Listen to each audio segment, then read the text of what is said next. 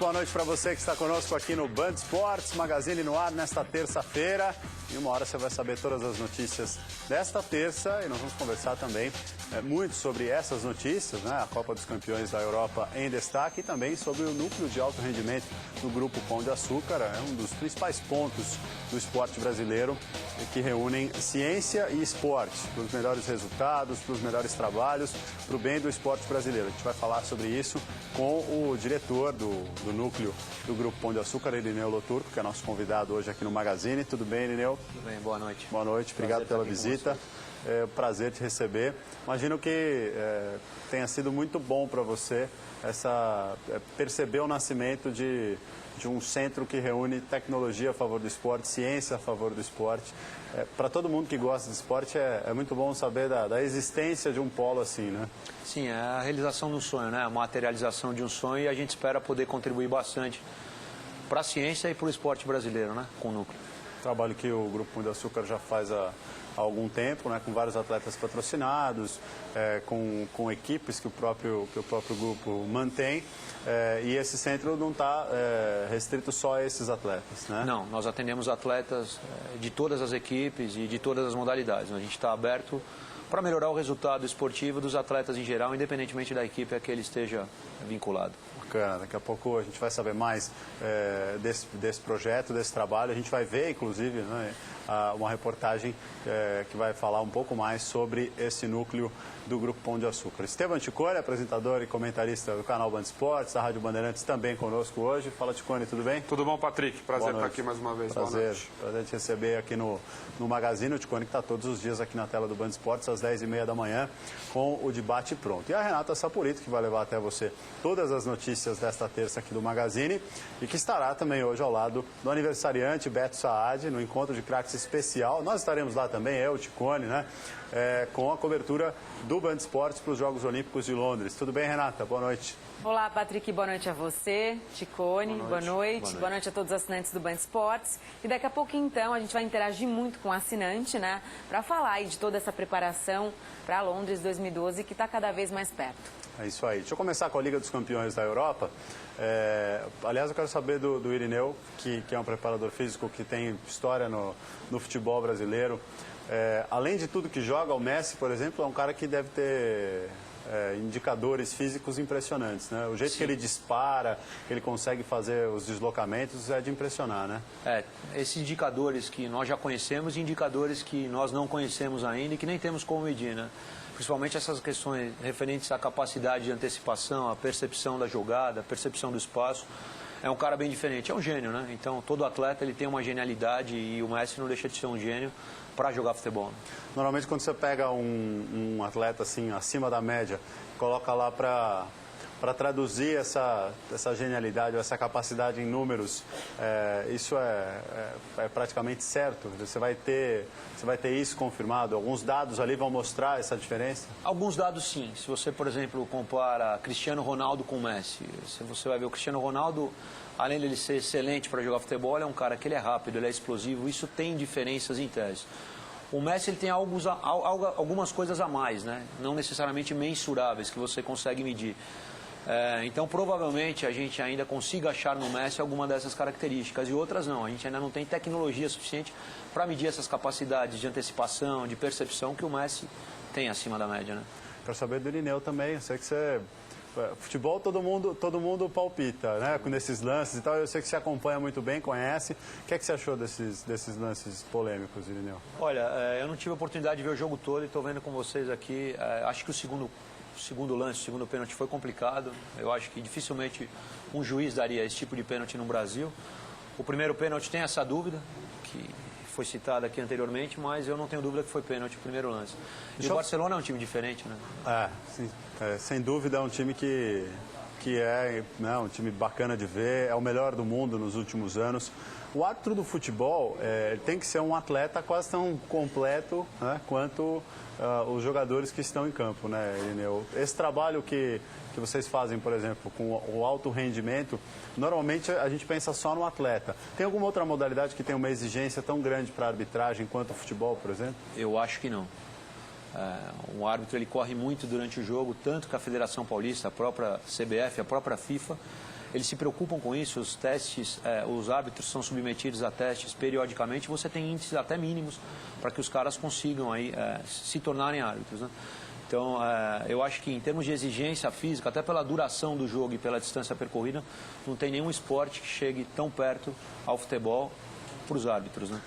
E tem que chegar bem nos lances, né? Tem que chegar bem, tem que estar sempre em cima, tem que se deslocar em diferentes velocidades, tem que correr de costas, tem que correr de lado, ou seja, em âmbito geral, o sujeito tem que estar preparado até para não sofrer uma lesão muscular durante o jogo, né? Que a gente já viu acontecer, né? É raro, mas acontece. Teve árbitro que saiu, né? Foi substituído por um assistente. Eles se preocupam bastante com isso, a própria FIFA tem orientações importantes a esse respeito.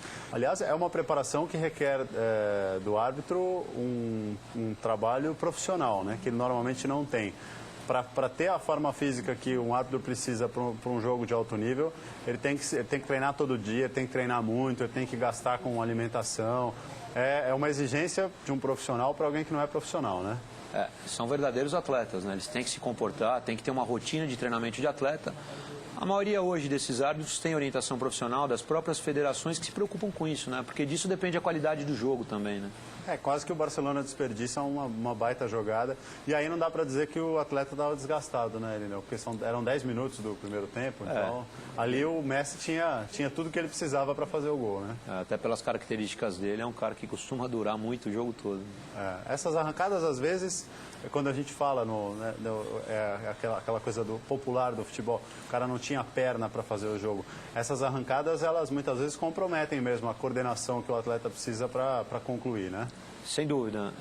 Não só comprometem a coordenação para concluir, como vão comprometendo a própria qualidade, né, do jogador durante o jogo, né? Então, a gente tem, quando você faz estudos de futebol, você vê que no segundo tempo você acaba tendo mais erros de passe, você tem mais lesões, né? Justamente por causa desse cansaço tardio que vem no segundo tempo, né? É por isso que eu evito esse tipo de lance. Eu tô jogando bola. Procuro não dar essas arrancadas para... Você já não joga nem num campo que tem 40 metros? Você joga num campo menor? Mas é tudo consciente, né? Para tentar manter aquela regularidade até o fim do jogo. Craque é craque, né? Ele brinca, mas ele joga, viu? Sabe jogar. Camisa 10 é nosso time, né? Agora a camisa 10 tem que ser GGG. A GG também não tá dando mais. Tá dando para pôr 100, 1000, né? Se precisar. Não, dá. Número atrás. Tá crescendo um zero a cada ano. Um espaço, né? Tá sobrando esse espaço. Bom, o Irineu está aqui para falar com a gente sobre o núcleo de alto rendimento do Grupo Pão de Açúcar. Não dava para perder a oportunidade de aproveitar o teu conhecimento para entender um pouco mais, né, do que acontece com esses grandes jogadores numa competição como é a Liga dos Campeões. Até para, mais uma vez, pegar a Liga como tema, como assunto. Esses clubes da Europa, esses que são os principais, a gente está falando aí das quartas, né, os 8 melhores dessa temporada, que tem muito dinheiro, que tem muita estrutura, eles têm alguma coisa que clubes brasileiros não têm, e aí vou ampliar para todos os esportes, porque eu sei que no núcleo vocês têm o Audax e podem atender outros times de futebol, mas vocês trabalham com todas as modalidades. Tem alguma coisa fora que o Brasil ainda não tem? Olha, hoje os clubes grandes, principalmente os clubes grandes, eles vêm cada vez mais customizando os seus centros de treinamento, vêm cada vez mais adquirindo tecnologia, não só em equipamentos, como em conhecimento, para chegar, né, de ponta a ponta aí para estar competindo com esses clubes europeus. O que a gente sabe é que, sabidamente, na Europa se treina menos, né? Eles treinam menos, existe uma consciência maior do atleta, né? Então, os clubes confiam mais nos atletas, os atletas acabam treinando menos. Por isso, às vezes, a gente tem diferenças no jogo, né? Então, a gente recebeu uma comissão técnica do Barcelona semana passada, lá no nosso centro de alto rendimento, e eles ficaram impressionados com o volume de treinamento no Brasil. Eles visitaram alguns clubes grandes. Então, acho que hoje a principal diferença é quanto se treina, quanto se gasta por semana em termos de horas treinando, né? E na Europa se treina menos, e isso depende também de uma consciência do jogador. E achar o limite é importante também para não, né, com esse volume de treino, não lesionar o atleta a gente sabe antes da competição. Né? O número de horas treinadas está relacionado à incidência de lesões em qualquer esporte, não só no futebol. Tanto em lesões agudas, né, que são aquelas lesões que ocorrem durante a partida, ou como as lesões crônicas, que são resultados do excesso do treinamento ou do excesso de jogo. Então, treinar menos significa também evitar lesão. Vamos dar uma olhada na reportagem da Maria Fernanda Pauli sobre o núcleo de alto rendimento do Grupo Pão de Açúcar?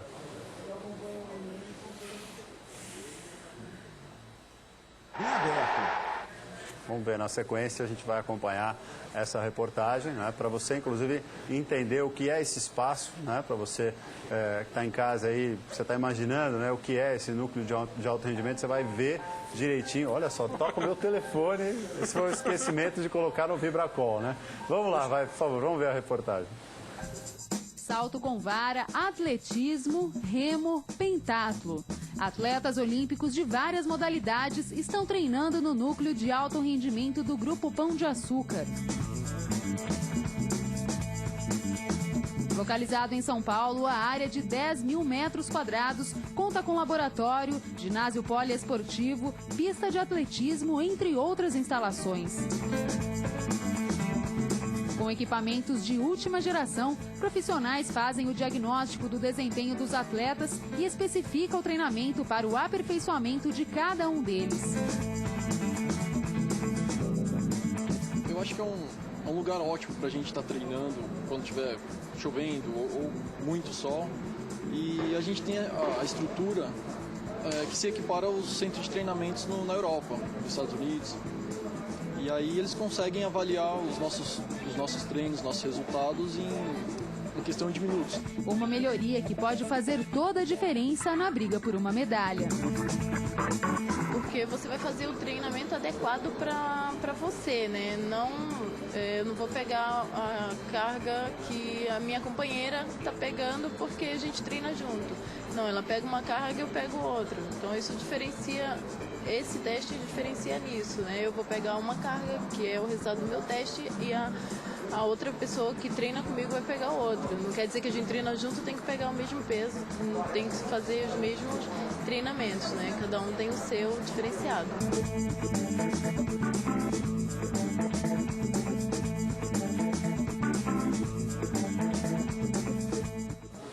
Muito legal, né? Agora você não precisa imaginar, você já viu, né, o que é esse espaço que tem muita tecnologia. O que é que dá para dizer que vocês conseguem fazer ali que um outro espaço não tem a capacidade, ou que no dia a dia o atleta não tem a capacidade de ver? São dados para desenhar os treinos? O que é que vocês conseguem ali no núcleo? Acho que você usou uma expressão muito boa, né? Uma frase muito boa, dados para desenhar, né? Para desenhar o tipo de treinamento que o atleta deseja obter, ou mesmo subsídios que o treinador não tenha, né? Parâmetros para ele controlar o treinamento que ele não tem no dia a dia. Então a gente consegue, por exemplo, ter dados reais de velocidade e o centro está habilitado para capturar esses dados em tempo real. Então a gente não precisa de tempo para processar os dados. Nós temos um sistema wireless que captura os dados e transfere esses dados em tempo real. Então o treinador está o tempo todo trabalhando com esse feedback de resultado. Então eu consigo desde capturar o tempo de contato do pé com o solo da Fabiana Moura na hora da decolagem para o salto com vara, até a força que ela produz, a velocidade entre cada metragem que a gente diagnostica com o técnico, a altura de salto, tudo isso em tempo real. Acho que a nossa diferença hoje é poder oferecer esses dados rapidamente e o treinador interagir com esses dados já no momento do treinamento. Fundamental você conseguir também fazer isso no movimento do esporte, movimento natural do esporte. Porque às vezes você faz uma medição, mas o atleta não consegue usar aquela mesma força ou aquela mesma velocidade na hora que ele está atuando na modalidade dele, né? Sem dúvida. Essa força, que a gente chama de força específica e que se manifesta de uma maneira que ela é aplicada contra o equipamento, a gente mede de duas maneiras. Em exercícios que o atleta treina, né, para que nós conheçamos as melhores cargas para o atleta treinar, e na modalidade que ele compete, como você falou, para que ele tenha uma noção real do que está acontecendo na pista ou na quadra no momento que ele está competindo. Pois é, isso é muito interessante, muito importante. Agora, é importante também que a gente tenha gente para trabalhar esses dados. A gente tenha na formação dos profissionais de educação física, dos treinadores, uma capacidade de saber usar essa tecnologia. Isso o Brasil já tem ou é algo que está em desenvolvimento? A nossa equipe é treinada internamente no centro. Então eu trabalho lá com mais 4 profissionais. Nós temos reuniões diárias, nós temos treinamento diários para trabalhar com esse tipo de equipamento. Então nós treinamos os nossos profissionais e eu acho que a gente ainda precisa melhorar bastante nesse sentido, mas pouco a pouco vai melhorando. Eu acho que com o advento aí dos Jogos Olímpicos, o Brasil vai se especializar mais nesse setor e novas tecnologias vão aparecer e profissionais aptos a trabalhar com essas tecnologias. Mas dentro do núcleo de alto rendimento, Isso até é uma iniciativa do grupo, né? A gente treina nossos próprios profissionais. Renata? Queria perguntar para o Irineu, já houve algum estudo em que foi acertado, dito qual modalidade o atleta de maior rendimento, assim, qual que ele se esforça ao máximo para conseguir chegar no objetivo dele? Existe alguma modalidade? Qual é a mais desgastante, sim? Isso é muito complicado porque você tem desgastes diferentes em competições em esportes diferentes. Então, vou te dar um exemplo, o futebol. No futebol você tem um tipo de desgaste que é diferente de um corredor de 100 metros. Você imagina um corredor de 100 metros que tem uma solicitação de 100%, né, da massa muscular ali que ele tem nos membros inferiores. Isso causa um estresse muito grande, não só no plano muscular, como no sistema nervoso central. E, por exemplo, um atleta de 100 metros, ele precisa de muito intervalo entre uma solicitação e outra. Já no futebol você tem um desgaste muito maior, mas você tem desgastes intermitentes. Eu acho que são desgastes diferentes, né? Geralmente os esportes mais longos, o atleta precisa de mais tempo para se recuperar entre as competições. E os esportes mais curtos, o atleta tem uma recuperação mais rápida desde que ele não exceda a carga de treinamento. Mas são sempre desgastes diferentes para esportes diferentes. Algumas modalidades, no atletismo, por exemplo, a gente tem segundos, né, para o desempenho acontecer. Não só numa prova de 100 metros, mas nos saltos, por exemplo, né? Tudo bem que a prova dure algumas horas, mas o desempenho do atleta é medido naqueles segundos. Isso também tem uma tensão que acaba tendo reflexos e consequências na hora da preparação e do esforço. Sem dúvida, o cara não pode errar, né? Ele não tem chance para corrigir o erro. Ele corre mal uma classificatória de umas Olimpíadas, aquele tempo é o que vai ficar e o cara pode não ir para a final ou pode ir para a final e não conseguir medalha. De toda forma, esses esportes são mais fáceis de ser medidos. Foi aquela história que a gente conversou no começo do programa sobre o Messi, né? Então, por exemplo, um atleta de 100 metros, a melhor medida para ele é o tempo, é a medida mais precisa. À medida que ele diminua o tempo que ele corre a prova, ele melhorou o rendimento para aquela prova. Mas como é que eu mensuro o rendimento numa atividade complexa, né? Então, a gente tem estimativas melhores para esses atletas, onde as possibilidades de medida são mais exatas. Altura de salto, distância do salto, tempo da prova. Uma coisa que tenho a impressão que o trabalho de preparação física foi o que mais evoluiu de tudo que se pode fazer em várias modalidades. Se a gente for comparar, é difícil você colocar critério para isso, mas o trabalho físico evoluiu de uma maneira fantástica nos últimos anos, né? E a gente percebe que hoje força não tem mais a ver com o tamanho do atleta, né? O cara pode ser muito forte, mas não ter uma musculatura gigantesca. Agora, tipo físico ainda faz diferença para uma modalidade ou outra? O cara ser alto, ter o braço longo, ter algum tipo de alongamento. Isso é determinante, né? Sim, é determinante no desempenho esportivo, tanto que se você for buscar em determinadas modalidades, por exemplo, hoje você vai ver que os velocistas aí de alto nível, eles têm aumentado aí o seu tamanho, né? Esse é o modelo Usain Bolt, né? O modelo... você vê o queniano... O Tyson Gay é um fenômeno, né? Ele é baixinho e consegue resultados impressionantes. Você sempre vai ter o que a gente chama de outlier, né? Você sempre vai ter o cara ali que é diferente, mas que foge do padrão, né? Então você vê o modelo queniano para correr as provas de endurance, as provas de resistência, canelinha fina, né? Perna longa, isso tudo envolve economia de movimento, economia de corrida. Os saltadores, os triplistas são geralmente atletas mais altos, enfim. Os ginastas olímpicos são atletas menores, né? Isso é importante também. Bem fortes, né? E principalmente relativamente fortes, né? De acordo com a sua massa corporal. Enfim, o tipo físico no esporte de alto rendimento é sim determinante do desempenho. Mas aí você tem a preparação que vai completar tudo isso, né? Aí você começa a tirar os milésimos, os milissegundos, né? Você começa a ganhar os milímetros, os centímetros através da preparação e da tecnologia envolvida nessa preparação, né? Por exemplo, hoje lá no centro, nós tiramos medidas em milissegundos, né? Nós tiramos medidas em milímetros e isso pode ser a diferença entre o primeiro colocado e o último colocado de uma prova numa final olímpica. Isso é uso, né, aplicação de uma tecnologia que já existe. O Brasil desenvolve essa tecnologia também. Se desenvolve em que lugares? No próprio núcleo, por exemplo? Dentro do núcleo, nós trabalhamos com tecnologias que nós desenvolvemos lá dentro também, né? Então, hoje a gente tem um foco em publicação de estudo científico, né? Dentro do núcleo, a gente tem o Centro de Estudos Superiores. Nesse ano, nós submetemos já 3 trabalhos científicos, né? Um desses trabalhos já aprovados. E uma das funções do núcleo é realmente não só promover a tecnologia em equipamento, mas tecnologia em treinamento. Então, basicamente, os nossos modelos de treinamento são desenvolvidos dentro do núcleo. Então, eu acho que... E hoje, em termos de produção, né, atendimento, nós estamos entre os maiores centros, em termos de número de atendimento mundial. Eu já viajei o mundo inteiro, já estudei em outros lugares e em nenhum centro você encontra tantos atletas, né, de nível olímpico trabalhando ao mesmo tempo no mesmo local. Então, a gente tem hoje uma condição, eu posso te dizer, diferente no mercado de alto rendimento esportivo. E é tão interessante, né, Ticone? Se o atleta procurar se informar, procurar entender o que é esse trabalho, a qualidade desse trabalho, não vai mais fugir de treino, né? Não vai, né, Patrick? E hoje a tecnologia ela faz parte do dia a dia do atleta de alto nível, não tem como fugir. Né, eu acho, vou falar aqui uma burrice, mas não é. Acho que até, às vezes o cara precisa de uma assessoria, alguém para dar um toque a ele, porque tem, não sei se ainda existe esse tipo de atleta, mas aquele cara que vem lá fora do centro, que ele está acostumado a treinar de um jeito tradicional, e ele acha que daquele jeito está sempre certo, na mesma pistinha, do mesmo jeito, com o mesmo técnico de quando ele era criança, e hoje não dá mais para fazer isso, né? Se o cara não se entregar completamente à tecnologia, além dele não conseguir saber direito como ele está, ele não vai conseguir evoluir. Né? Acho que hoje não dá para separar uma coisa da outra, né? Sim. E não só a tecnologia de equipamento, mas o que a gente chama de tecnologia da informação, conhecimento.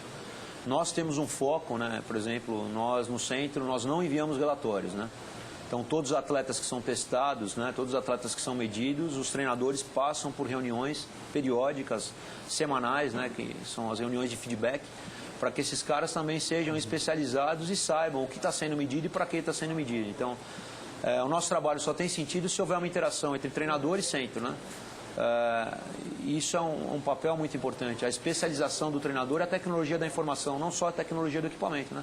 Porque o equipamento continua sendo um simples parâmetro de medida, mas a partir do momento que eu tenho aquela medida, o que eu vou fazer com o dado? É isso que nos preocupa. Eu acho que esse hoje é o nosso maior diferencial. Como levar essa informação e como especializar o treinador para que ele trabalhe com os nossos dados.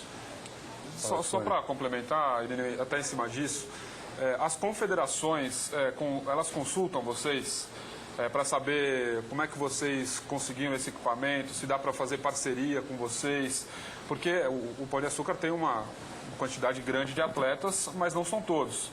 Né? Então, acho que seria interessante, né, essa consulta, essa interação entre vocês. Existe isso ou não? Existe uma interação muito grande, até numa via mais simples, que é uma via entre treinador e centro. Né? A gente tem relacionamento muito bom com muitos treinadores.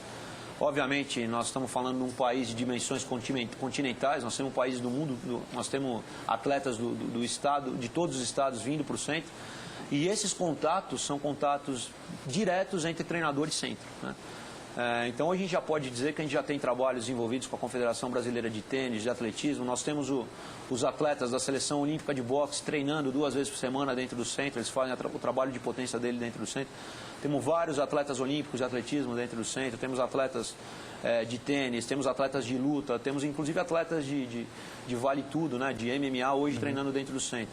Então, a gente tem uma interação muito grande com todas as confederações e com todos os esportes.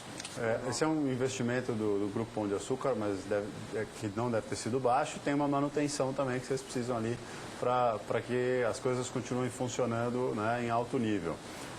Como é que um treinador desses ou uma confederação, eles fazem um acordo, tem um pagamento para vocês, é uma relação comercial? Como é que é o uso desse espaço? O trabalho é 100% gratuito. Não existe nenhum tipo de pagamento para o centro de alto rendimento.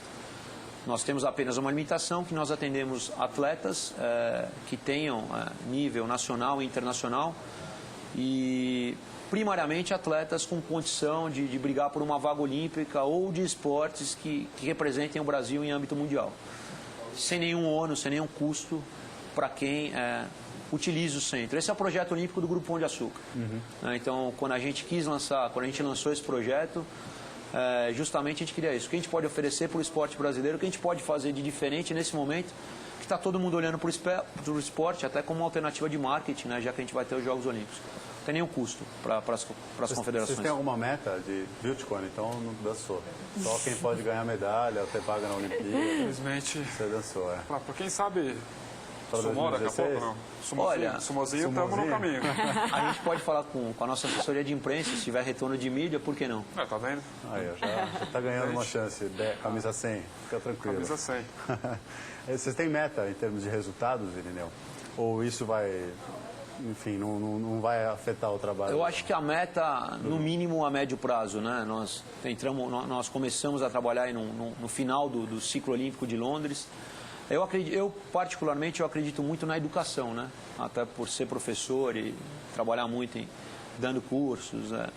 Eu acredito muito na educação, então acho que a gente está plantando uma semente e que esse resultado vai ser colhido a médio e longo prazo.